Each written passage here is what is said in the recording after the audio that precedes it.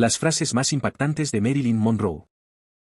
La vida de Marilyn Monroe, o como era su nombre real, Norma Jean, no fue sencilla. Aunque ella logró abrirse camino y cumplir su sueño de trabajar como actriz, fueron muchos los obstáculos que se encontró. Hoy recopilamos algunas de las cosas más tristes e impactantes que contó, sobre los momentos más duros de su vida. Norma Jean vivió separada de su madre Gladys durante mucho tiempo.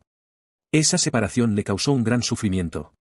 Cuando pienso en ella ahora, mi corazón me duele el doble que cuando era una niña. Me duele por las dos. En las casas en las que vivió de niña, no se sentía querida.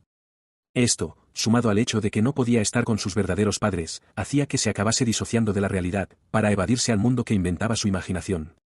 Allí se sentía mejor, porque podía fantasear con cualquier cosa que deseara. Solía inventar sueños sobre mi padre. Cuando caminaba a casa desde la escuela, bajo la lluvia, y sintiéndome mal, fingía que mi padre me estaba esperando, y que me regañaría por no haberme puesto el chubasquero. Aunque yo no tenía chubasquero, y el lugar hacia el que iba tampoco era ningún hogar. Era un lugar donde yo trabajaba como una especie de niña sirvienta, lavando platos, ropa, suelos, haciendo recados, y guardando silencio. Pero en un sueño, salta sobre los hechos tan fácilmente, como un gato salta a una valla. Sin embargo, había algo que no era capaz ni siquiera de imaginar, y eso era tristemente, que la quisieran. A medida que fui creciendo supe que era diferente a los demás niños, porque no había besos ni promesas en mi vida. A menudo me sentía sola y quería morir. Intentaba animarme con ensoñaciones, pero jamás soñé que alguien me quería igual que veía que querían a otros niños. Eso era algo demasiado grande para mi imaginación. Norma Jean sentía que las personas la utilizaban según les convenía, porque las casas que la adoptaban recibían un pago por darle un techo. Las familias con las que vivía tenían una cosa en común, la necesidad de $5. Yo era también un activo para tener en la casa.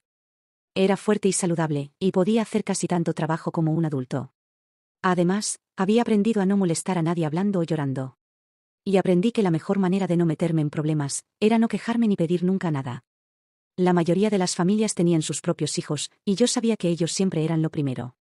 Llevaban vestidos de colores, poseían todos los juguetes que había, y era a ellos a quienes se les creía. La falta de afecto fue algo que acompañó a Norma Jean durante su infancia. Por eso, el primer gesto de cariño que recibió, lo recordaba con todo detalle. La tía Grace fue la primera persona que me dio unas palmaditas en la cabeza, o que me tocó la mejilla. Eso pasó cuando yo tenía 8 años. Todavía recuerdo lo emocionada que me sentí, cuando su amable mano me tocó. Norma Jean intentó complacer a los adultos para que la aceptasen y quisieran, pero no fue nada fácil. Había una casa de la que esperaba que no me echaran. Esta era una casa con 4 niños, que eran cuidados por una bisabuela que tenía más de 100 años. Dijo que había sido amiga íntima de Buffalo Bill, y que había luchado a su lado en muchas batallas. Escuché sus historias con el corazón en la boca, e hice todo lo que pude para gustarle. Me reí más fuerte que los demás, y me estremecí más con sus historias. Pero un día una de sus bisnietos fue junto a ella con el vestido roto, y me culpó a mí de lo sucedido. No era cierto, pero ella no me creyó, y me enviaron de vuelta al orfanato. Todo este sufrimiento en su infancia, afectó a su idea de ser madre durante su primer matrimonio. Cuando se casó con Jim Dougherty, y éste le habló de su deseo de ser padre, Norma Jean sintió pánico. La idea de tener un bebé me puso los pelos de punta. Solo podía verlo como a mí misma, otra Norma Jean en un orfanato. Seguro que me sucedería algo, que Jim se alejaría, y esta niña tendría que vivir en una casa de adopción, lavando platos, y siendo la última en bañarse el sábado por la noche. No podía explicarle esto a Jim. Después de que se durmió a mi lado por la noche, yo me desperté llorando. No sabía muy bien quién era la que lloraba, si la señora Dougherty, o el hijo que pudiera tener. Pero no era ninguno de los dos, sino Norma Jean, aún viva, aún sola, aún deseando estar muerta. Hubo algo que impactó mucho a Norma Jean, y eso fue enterarse de que en su familia, varias personas padecieron enfermedades mentales. No obstante, según algunas fuentes, no es cierto que esos problemas de salud fueran reales, sino que no se realizó el adecuado diagnóstico. Sea como fuere, para Norma Jean y quienes la rodeaban, esto era un motivo de gran preocupación, y llegó incluso a hacer que ella se sintiera como una carga. Cuando llevaron a mi madre al hospital, la tía Grace quiso convertirse en mi tutora legal. Por la noche, podía escuchar a sus amigos discutiendo, cuando yo fingía estar dormida. Le aconsejaban que no me adoptara, porque estaban seguros de que sería una responsabilidad cada vez mayor, a medida que creciera. Esto se debía a mi herencia, y le hablaban de que mi madre, su padre, mi hermano y mi abuela, eran casos mentales, por lo que a mí me sucedería lo mismo. Me acosté temblando mientras los escuchaba. Yo no sabía que era un caso mental, pero imaginaba que no era nada bueno. Después de algunas noches de discusión, la tía Grace me adoptó, y me quedé dormida feliz. La soledad acompañó a Norma Jean, incluso después de dejar la infancia e independizarse. Las únicas personas con las que podía contar, no podía tenerlas a su lado. Mi tía Grace y mi tía Ana estaban trabajando muy duro, para tener comida en sus cocinas y pagar el alquiler. Cuando las llamaba, ellas sentían lástima por mí, y querían ayudarme. Pero yo sabía cuánto necesitaban el dinero, por lo que me mantenía alejada de ellas, a menos que tuviera dinero y pudiera invitarlas a un restaurante o al cine. Así que solo me tenía a mí misma.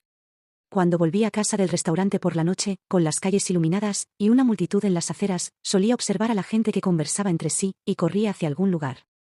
Me preguntaba a dónde iban, y cómo se sentía tener lugares a donde ir, o personas que te conocían. Cuando llegó a Hollywood, vio que las cosas no eran como aparentaban desde fuera.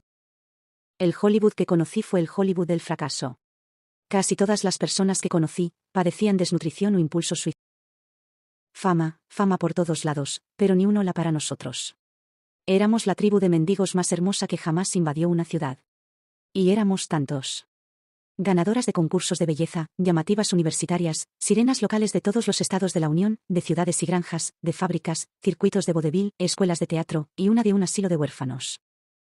De estas aspirantes a estrellas de Hollywood, se pretendían aprovechar algunas personas, que se hacían pasar por figuras importantes de los estudios. A nuestro alrededor estaban los lobos. No los grandes lobos dentro de las puertas del estudio, sino los pequeños, agentes de talentos sin oficinas, agentes de prensa sin clientes, hombres de contacto sin contactos y gerentes. Los cafés baratos estaban llenos de gerentes dispuestos a ayudarte si te inscribías bajo su estandarte. Su estandarte era una sábana. Hollywood no solo era un lugar muy difícil para quienes querían ser actrices o actores. También lo era para quienes algún día fueron aclamados. Entre los farsantes y los fracasados, también había un conjunto de pasados. Se trataba en su mayoría de actores y actrices que habían sido abandonados por las películas. Nadie sabía por qué, y menos ellos mismos. Habían interpretado papeles importantes. Tenían álbumes de recortes llenos de fotogramas y reseñas. Y estaban llenos de anécdotas sobre los grandes jefes que dirigían los estudios. Se habían codeado con ellos e intercambiado conversaciones. Sentados en el café barato con un vaso de cerveza durante una hora, hablaban de los grandes, llamándolos por su nombre de pila. Norma Jean nos dejó muchas de sus reflexiones sobre el mundo, y de sus sentimientos sobre las experiencias que vivió. Todo ello nos permite acercarnos más a la mujer detrás del mito. Apoya nuestra labor de divulgación, tan solo con un comentario o suscribiéndote a nuestro canal.